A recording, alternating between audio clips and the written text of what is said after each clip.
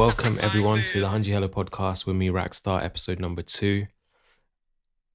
I just want to say that I did record an episode over a week ago, and due to some technical problems, the audio didn't get recorded. So unfortunately, that one didn't get released.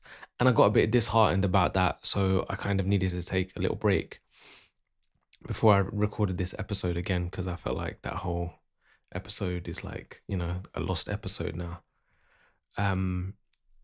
This week I'm going to be talking about writer's block. And this can kind of applies to any kind of creative block. A lot of people experience writer's block, not just writers and creative blocks, people that are creative, artistic blocks, or just general blocks in life. Like you kind of get to a point where you feel you've hit a dead end, or you've depleted all of your energy into something, a project, even relationships, anything. Like you feel like you've done all you can, or there's nothing else left that you can do in a particular field or assignment or project, or you're stuck in the middle of it and you need to figure out how you're going to finish it. With me, so I'm going to be talking about writer's block, but obviously this applies to any kind of block that I've literally just discussed. Mentioned. But yeah, writer's block for me, there's two ways of, I think, dealing with writer's block. And the first real thing for me for dealing with writer's block is I feel like you have a certain level of creativity, and your creativity is constantly being recharged and then depleted, and then recharged and depleted. And you have to feed that creativity. So for me, I'll have a writer's block when I want to work on something, but I've got no more creative energy within me, and it's depleted because it's expunged. I've used it all, and I need to recharge. And the way that you recharge, for me, the way I recharge is by stimulating my creativity. And the number one thing that you can do to stimulate your creativity and your imagination is reading. There was an interview I read by Chris Rock, and he talks about, I think he was talking about filmmaking, when he was editing a film or creating a film or writing a film. I think that's what he was talking about. He's always reading at least 3 different books.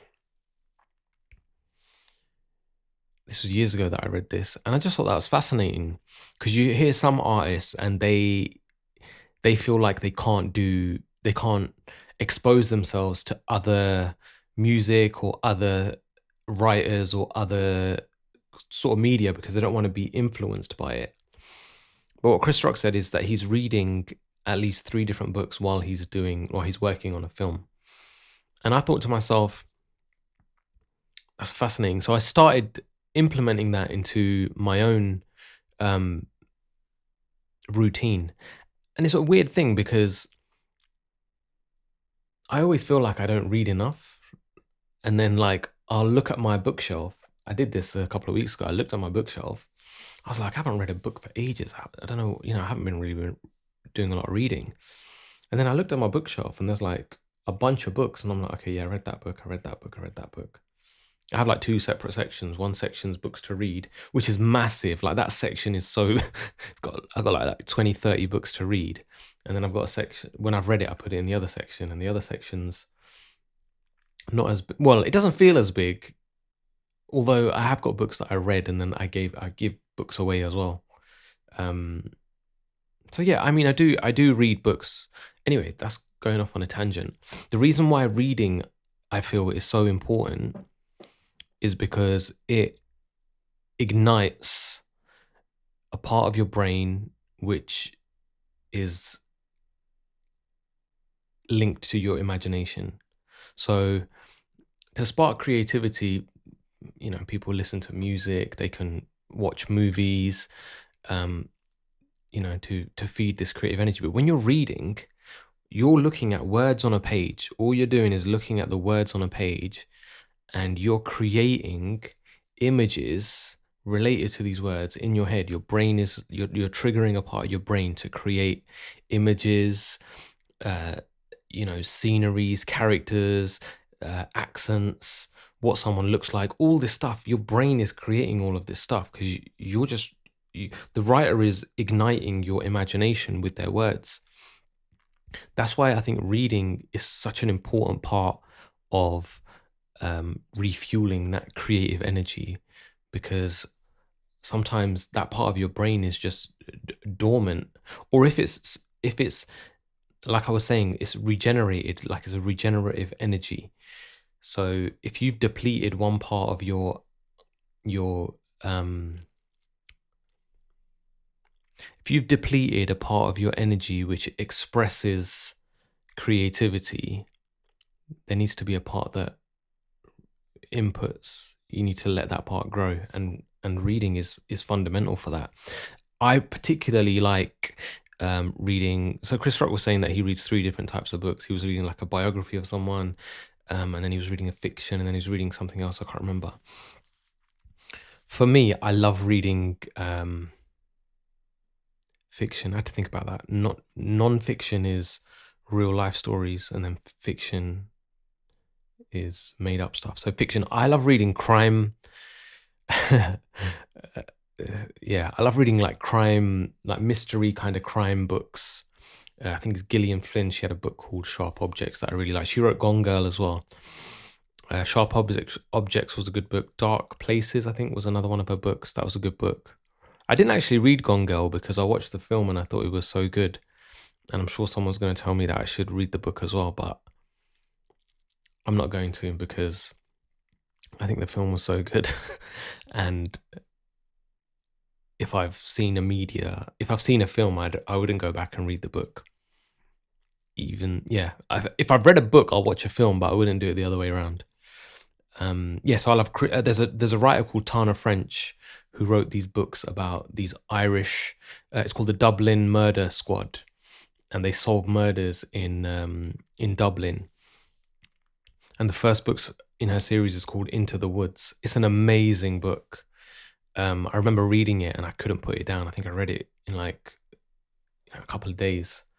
Such a good book. So after I read that book, I got through about 4 of her books. She's got like a series. I think there's like 6 or 7 of those books, and I read like 3 or 4 of them, and I need to read the rest. The others, the ones that I think I got to The Secret Place. They weren't as engaging as the first 2 or 3 books, but I will hopefully finish that series. Biographies as well. Russell Brand's books, they're such silly titles. I think his first book is called My Bookie Wook, and there's My Bookie Wook too. Such a silly title. When I first saw that title, I was like, who's going to read this book? Apparently he had some contest where people could name his book, and they decided that name for him, so he had to go with it. And it's basically his story of growing up, his life, growing up in England, his struggles with addiction, and then his second book, I think, is more about after he became successful and how he navigated that. It's a really, really good book. Both of those books are really good books. This has turned into like Raxstar's book club. But yeah, reading. So reading is important. I don't know how many times I've said that now, but a bunch of different books you can read to ignite your imagination, absorb them, and that will refuel your imagination and get your creativity flowing again. The other thing is living life. So I got to a point where I was at home, probably similar to how this whole lockdown situation, where I couldn't really do much. So what happened was I decided, I think I was reading about Tupac and Machiavelli and like how he wrote the 7 Day Theory album in like 5 days. It's called 7 Day Theory because apparently that album was supposed to have been done within 7 days. But if you read and look into it, Tupac kind of recorded all his stuff in like 4 days, I think, 3 or 4 days. He did all his writing and recording, and then the rest was the mixing and mastering process. So I was like, you know what? If Tupac can write all that great material in such a short amount of time, I should be able to. I should be able to write one song a day. So I gave myself that task. I was like, right, you're gonna write one song a day. And it got to a point where I'd just wake up, I'd eat something, I'd just come sit in the studio, and I'd just have a beat on, and I would just be banging my head against a brick wall trying to write something, or I'd write something. I remember I wrote some songs during that time, but I look back at them and there's no soul in them. There's nothing in them. It's just words. And what I realized was I wasn't living life. Those songs were kind of clinical because I wasn't living life. Tupac was writing all these songs, all this material in that period of time because he had so much going on. He was like living life to the maximum. He had so much going on, a lot of crazy stuff going on, a lot of disagreements with people, bad energy, meeting people, going out, filming movies. Like he had so much going on, and in between, I suppose he had so much energy and creativity that he had to be released. So he would put that in his music. I mean, coupled with the fact that he had a belief that he wasn't going to be here for long. But I mean, trying to relate that to me, like trying to write a song a day, if you're not doing anything, if you're not living life, what are you going to write a song about? Well, you're literally it's just going to be about nothing. I'm not going to write a song about waking up and sitting in the studio. You know, I rate some artists because they can literally come up with things like that. They just have an abundance of this. You know what? It's not only that, it comes down to how long you've been doing it as well. I think when you're at the beginning, because it's such a new thing, writing songs and lyrics and all this kind of stuff, there's so much that you want to say. And in youth, you have a lot of arrogance in the fact that you think that you know everything. Whereas for me, the older I've got, the less I feel like I know it on a more spiritual level, the less I feel like I know. So the more I'm open to receiving information rather than espousing this is what you should do and this is how it should be. But either way, you know, there are certain people that can come up with anything like at the drop of a hat. They have an abundance of this energy. But for me, I have to live life. For me, like traveling, going to shows, doing all this stuff is just valuable to me. So when I do get in the studio, I feel like energized and I'm ready to kind of talk about something and have meaningful things to say in my music. So, I mean, those are two things that I think are really, really important if you're experiencing writer's block, creative blocks: reading and living life. Now, the third thing that I'm going to talk about, similarly to do with this thing, is being lazy. So the first two solutions that I've given are to do with legitimate writer's block. That's legitimate, feeling depleted, don't know what to talk about, don't know what to write about, da da da da. There's a certain level of, actually, you know what? It's not even that. Everyone, our innate nature is to do as little as possible and try and have the least resistance to whatever path we're going down. Because innately, we're all, I'm going to say like 99%, we're all lazy. You would rather not, I mean, creative work specifically, everything in your whole being tells you not to do it. Bro, don't go, what's the point of writing bro, watch a film, watch this latest series on Netflix, answer that phone call, scroll on your Instagram for 3 hours. Oh, it's time to eat something, make some food, go on here, do that, procrastinate. It's constant procrastination. And our lives are designed in a way that everything is easy for us to access. So many distractions are at our fingertips. So the third point I want to make, and that leads into this another book by Stephen Pressfield. The book is called The War of Art. And it basically says all these things. I read it quite a few years ago. Big up Humble, the poet, for this one, because he actually sent me that book and shared it with me. And since then, I think I bought like a bunch of copies, and I remember I've given them out to people because it's so invaluable. I really recommend you guys read that book. Basically, it says, the war of art. So it is, making art is a war basically, and it's a war with yourself, because you are constantly trying, every part of you is trying to get you to not do your art, not do what you feel like, well, to not make your art basically, to not do that. And so the point is, you have to force yourself. There are times when I'll just make an excuse, and we're always making excuses. And in The War of Art, Stephen Pressfield says, even if you write one line, even if you move like an inch towards like you switch on the computer, you write one line, you're winning that war. Then you're slowly, pushing yourself towards doing something when everything else is telling you to do the opposite. So The War of Art, I think, is a phenomenal book, and it is literally just telling you to, you need to be forced to do things. I've had projects where I used to do this at school and at uni as well. Not necessarily, probably less so school, more college and university.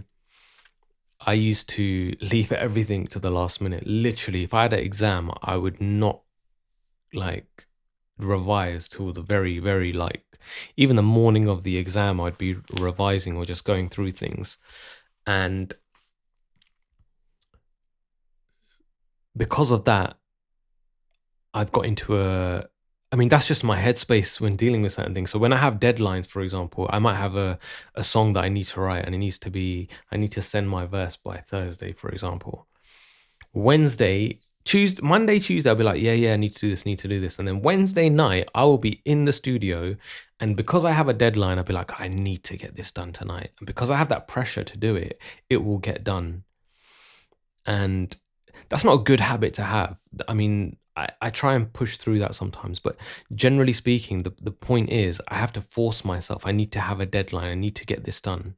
And if you give yourself those things, that pressure to get things done, because sometimes it's not writer's block. You're just being lazy and you're making excuses. So that's the last part of it that I would say for writer's block, for these situations. Identify what it is. Is it actually writer's block? Are you making excuses? What is the reason for you not doing the work or not getting on with what you feel like is your version of your art? Why aren't you doing that? Identify that, and then hopefully one of these kind of three things can be of benefit to you. For me, it's been, for the past, I would say, it's been a mixture of all of those things in the past like 6 months. It's been a mixture of all of those things that I've had to kind of process and deal with. And you have to kind of know what to identify, like how to identify what is the problem, what is your issue basically. Because being in lockdown, sitting at home, like, people, I've spoken to other artists as well. It's like everyone expected people to be making a bunch of different music and having 5-6 albums done and blah blah blah, but about what? We literally have nothing going on. There's a lot of shit going on in the world. There's a lot of things, emotions and things that we're trying to process, which you can do through music, but there's no balance. I remember people saying that about Tupac again. You know what? They said it to him about in prison. They're like, he's in prison. When he was locked up, they goes, in prison, he's gonna come out. He's gonna have like albums and albums of like music done. And I'm sure it was Tupac. Tupac, I think he wrote a screenplay in prison, but he didn't write any music. I'm sure it was him, unless I'm trying to think. I'm sure it was Tupac. He didn't write any songs while he was in prison. But as soon as he got out, literally the day he got out of prison, out on bail, fresh out of jail, he was writing songs. And that's the point I'm making. Your surroundings, your life, it's a balance of everything, which is what gives you your creativity. So there's no story this week because I've got a bunch. Thank you everyone who emailed me asking for advice. I've got so many emails. I'm going to try and do 2 or 3 per episode. So I'm going to be going through a couple of them now. And there was a bunch. A lot of them are there's so many nice things as well people sent me. So thank you everyone who has emailed me. I did receive a bunch of really, really nice emails. Well, not necessarily questions or advice stuff, but just really nice feedback about the podcast. So I appreciate that. Thank you. So the first one I'm gonna go through is this one. Let's get into it. Hey Rax, I'm a big fan. Wanted your advice on this situation for the longest time. It's long, but I'll try my best to summarize. Basically, around 4 years ago, I met this guy. I immediately felt a strong connection to him. I literally felt like I'd known him forever, and I'd never ever felt like that with anybody. He was compelling, and I just felt so comfortable with him. We started talking every day. This kind of was an online thing at this point, which is even crazier because I never replied to DMs from people. That's all right. But anyway, that turned into texting all day, to 4-hour phone calls, to 8-hour daily FaceTimes. I could feel myself catching feelings, but because of the distance of almost 5,000 miles, I knew I had to suppress them until one day, only around 3 months in, he confessed that he was also catching feelings and asked me if he spoke to his parents, would I marry him? But you guys haven't met. I was very practical and I said, obviously, we'd have to meet in person first and see how things. See, this is a smart person. Well done. We have to meet in person first and see how things went. Of course, you have to meet the person in real life, see if you have that same connection, that same energy. Could be a catfish as well. Anyway, I had a trip planned to the place where he lives, and it had been 11 months since we started speaking every day. We decided to meet. He met me at the airport and everything was perfect. My gut instinct told me this is the one. This is the man you're going to marry. Wow. We spent every day together for the month. I was there and grew super close. I'd never been happy and realized I'd fell in love, but I never admitted this, even though all my friends and family realized long before I had. They always do, don't they? Leaving was the worst, but things continued, and eventually he spoke to his parents about me seriously. They already knew where he was when he was with me, but they didn't know details about anything or that I was even a female. Okay. His mum didn't seem too bothered, but his dad was having none of it. He said he could only marry a Hindu girl who was of the same caste and culture. I'm white British. Anyway, we continued talking all the time, and I tried to kill my feelings because I kind of knew he wouldn't go against his dad, even though I did have hope he could persuade him. He didn't help things though, because while I was trying to kill my feelings, he kept telling me he loved me, etc. That's not fair, man. Long story short, I tried to convince him, asked to meet his parents, as I was sure we could make it work once they realized how happy we'd be. He did try, but I don't feel he tried enough. Fast forward to 2019, he eventually gave in to his parents' pressure and married someone of his dad's choice. Oh, man. We stopped speaking a few months before that because we both knew how hard it would be, but I still find myself struggling to cope with the whole situation at times. I do genuinely feel that he was honest about his feelings for me, and I'm worried that I won't feel that way with any other man. You will. I promise you, you will. I also miss just having him as a friend and the bond we had. This whole thing lasted a few years and we did meet every few months throughout. It was a lot more complex than what I've written, but yeah, I'm 24 now and he'd be 29. I don't know if that makes any difference. I guess what I'm asking is just any advice around this in general, because it really hurts at times and I do trust your words. Your music has helped me through a lot. Oh, that's a nice message at the end. Listen. heartbreaks teach you a lot, and they teach you so much about yourself. You've probably learned more about yourself going through this whole situation than anything else that you've been through in your life. It is shit. Like I said this last week as well to the guy who asked about. It wasn't last week. It was it was a couple of weeks ago.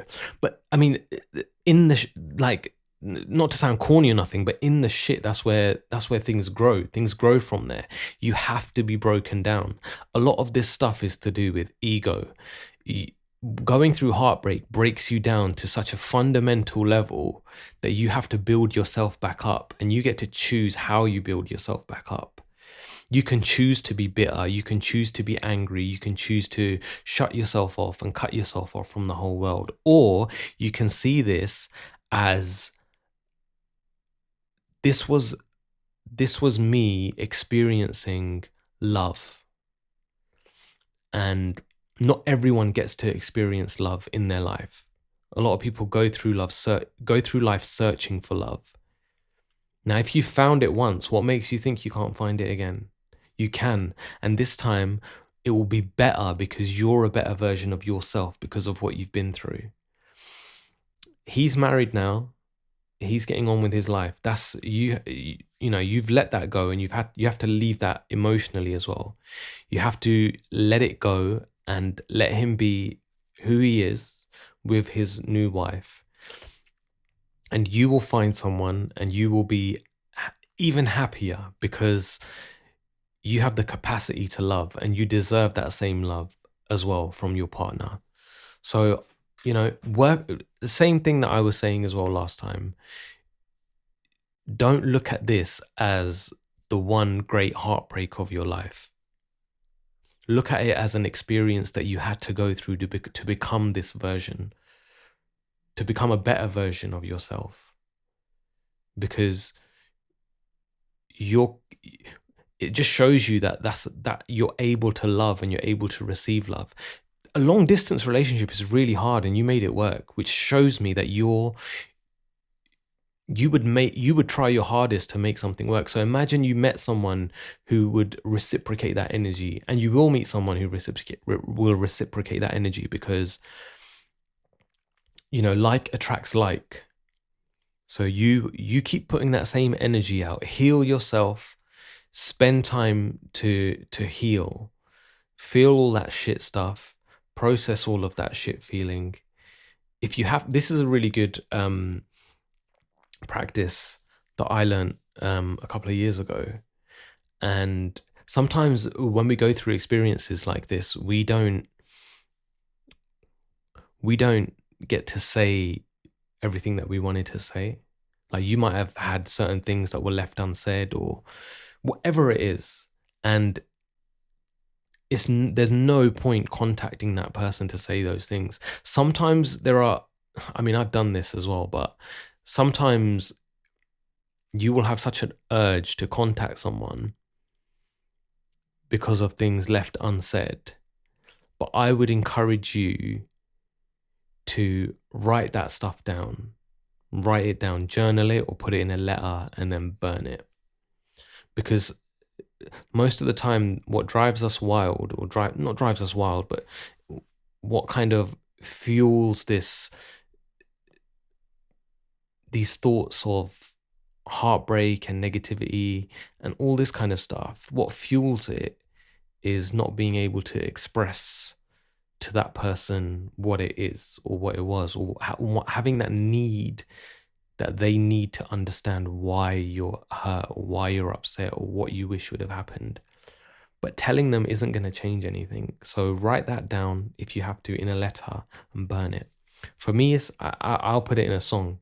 It's interesting because when I put it in a song, it's kind of like expunged from me. And I think people that listen, for me as well, listening to songs helps as well, because it feels like having someone express how I feel makes me feel better. And people have told me that about my songs as well. They have that same kind of effect. But for me, like, when I put it in a song, once it's written down, recorded, and put into a song, I've dealt with it and I've kind of processed it. and it's no longer a burden to me. So for me, it's through music. And I would say if you don't do music or you don't do anything like that, I mean, it's still writing it down, but it doesn't have to. It doesn't have to rhyme. It doesn't have to whatever I do. You just need to put your feelings and thoughts onto paper. Just putting it onto paper, and not. Don't put it on your phone. Don't type it up in a note on your phone and then press delete. It's not the same. You have to get a pen and a paper or a pencil and paper. Write it down. Express it. Just that physical act of putting it down onto paper.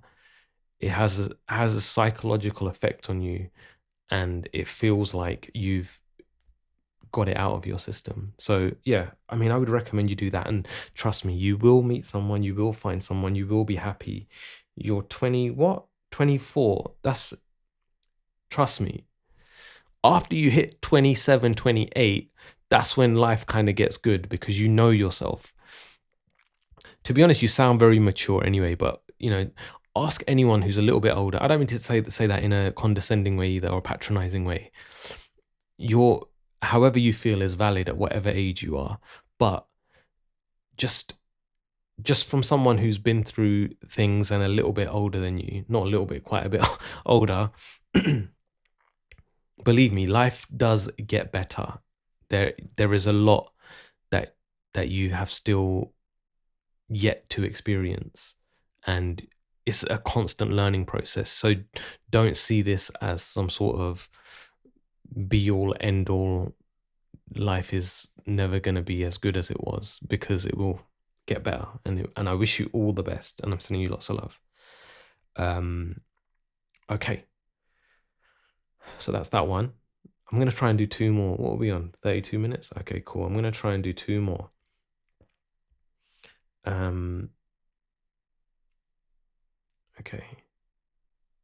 Okay, so next one.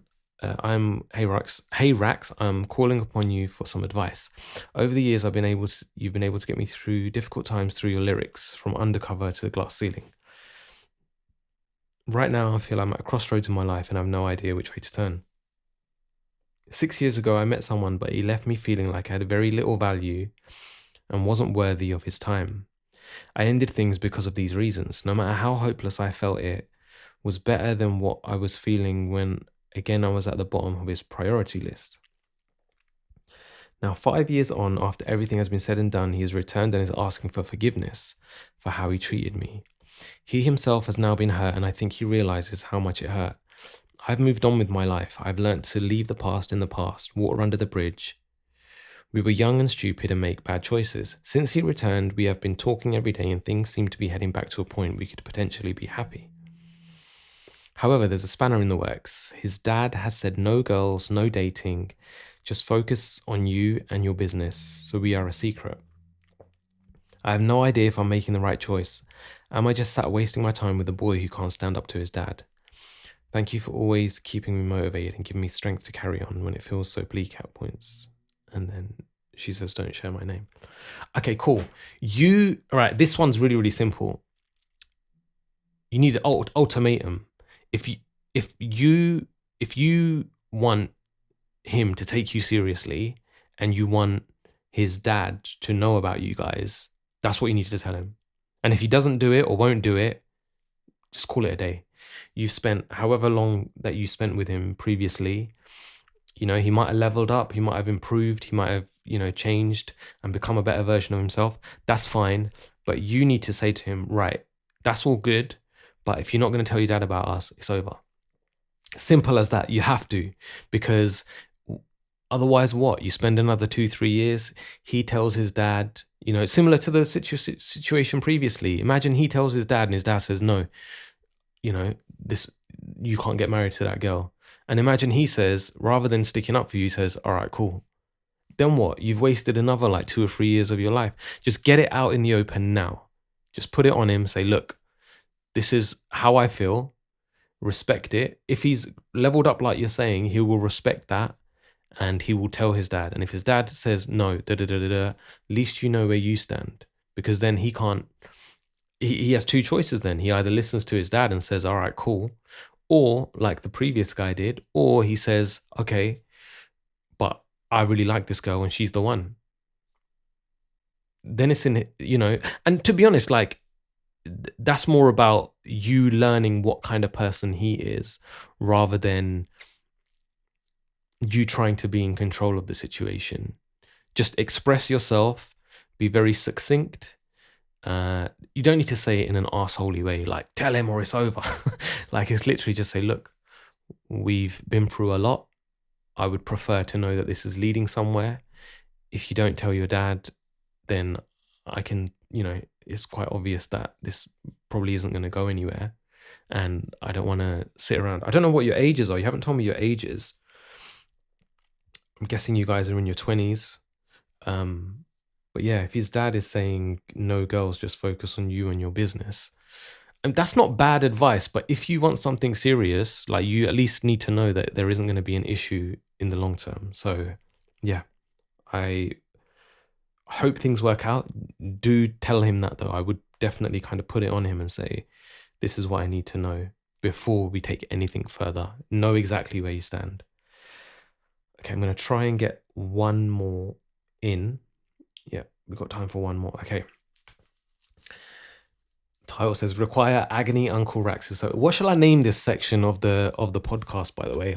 I've been trying to think, like, Agony Uncle Rax, or I don't know. I'm sure you guys are smart, so email me or email me or leave a comment on Instagram at Hanji Hello Podcast and just give me an idea of what I could maybe call this section of the podcast.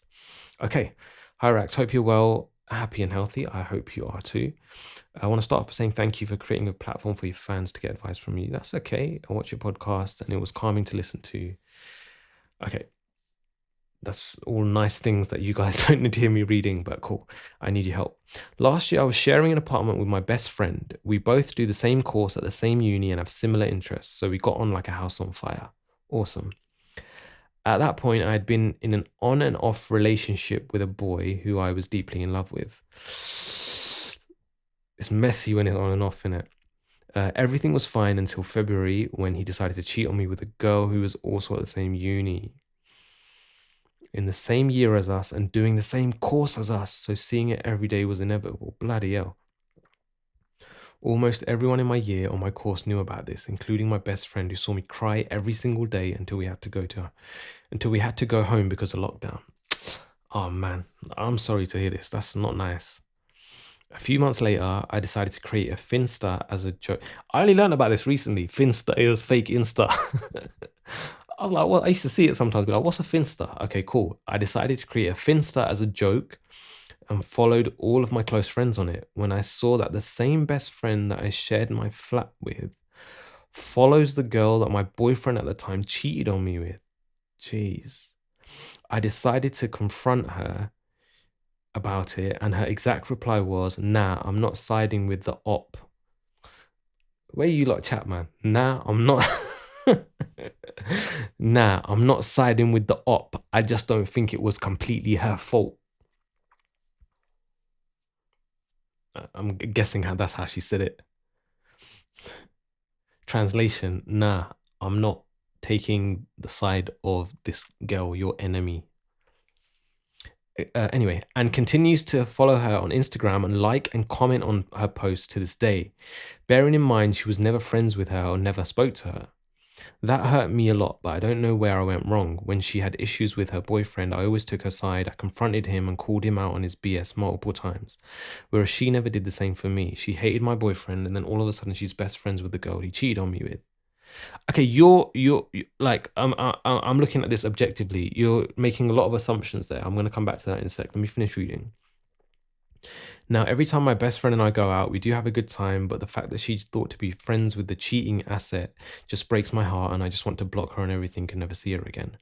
Do you think I should end the friendship, confront her again, or just try not to let it affect me? I appreciate your help, sending you lots of love. Okay, look. Your issue is with the guy. This guy was your boyfriend and he cheated on you. Now, I know it hurts and he betrayed your trust. That girl, I don't know, you haven't said it here, but I don't know if that girl knew he was in a relationship with you. If she did know, then That's snaky. If she didn't know, if your boyfriend lied to her and said, I'm single, and she didn't know that he was in a relationship with you, that's the guy's fault. That's his fault. And all of your anger and whatever issues that you have with this girl should not be directed towards this girl. It should be directed towards him. Your friend, so I mean that's the first thing. So I don't know which, you haven't said what's what here. Um you know, she had issues with her boyfriend that always took her side. Taking her side is fine. She hasn't not taken your side, as far as you said, when it comes to your boyfriend or your ex-boyfriend. She hasn't, she's not following him, she's not liking his guy. Like, your issue is with him, not with the girl who he cheated on. Unless that girl knew that you guys were in a relationship, and knowing that, she still went ahead and did whatever she did. But even then, like, it's still the guy's fault. Like, it's not that girl's fault. If it was your best friend that cheated with your boyfriend, that's someone that you've got a relationship with. If some random girl cheats on your boyfriend, if your random girl sleeps with your boyfriend, that's your boyfriend's fault, isn't it? Like, you shouldn't be fighting with that girl. Your issue is not with that girl. This you know what this comes down to? This comes down to being territorial, and also I know what it is. You're hurting because a part of you is like, why you feel inadequate, because, and this is unwarranted. You shouldn't feel inadequate, because this is nothing to do with you.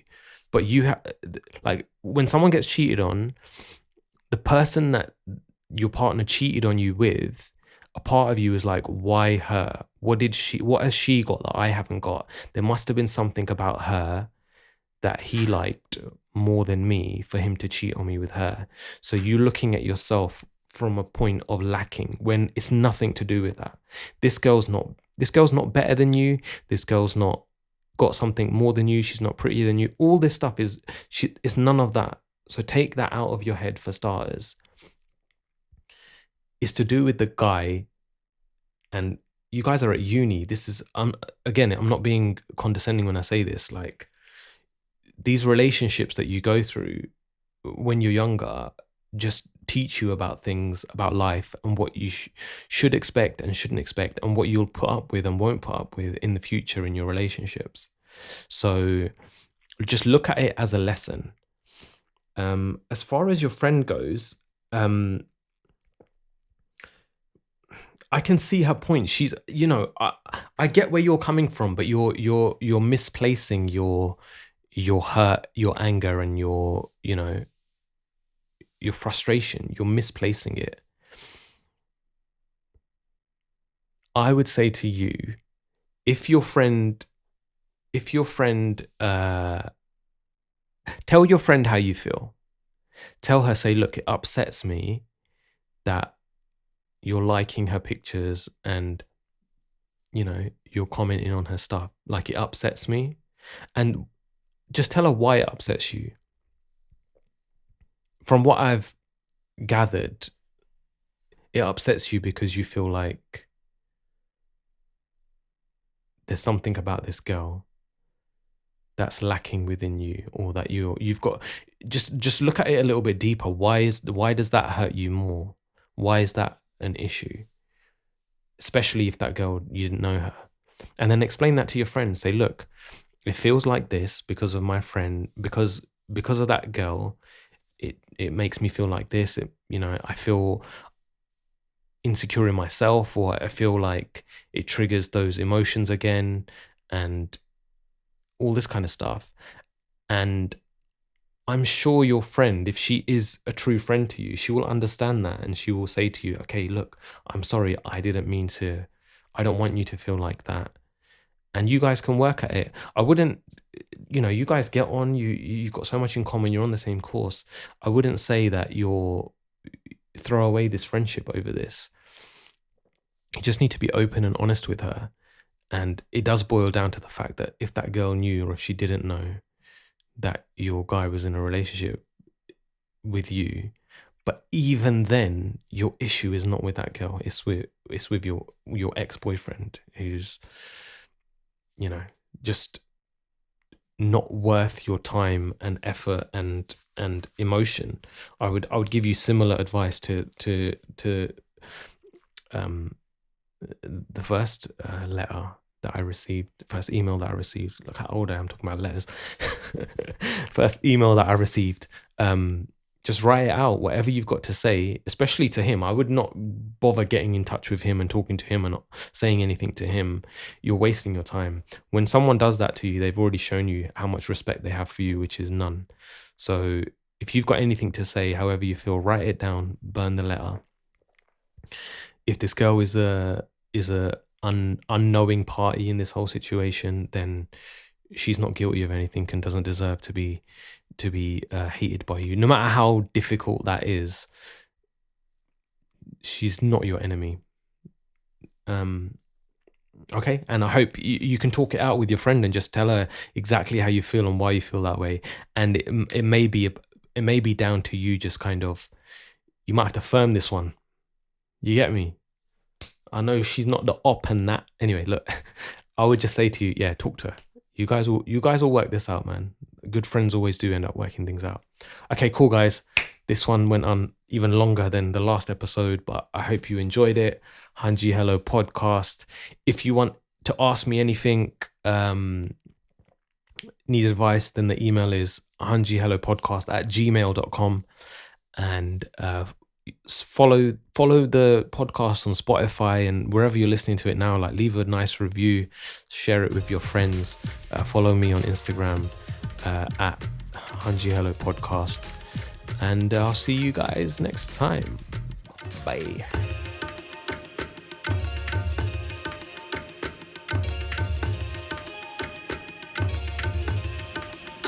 Like this.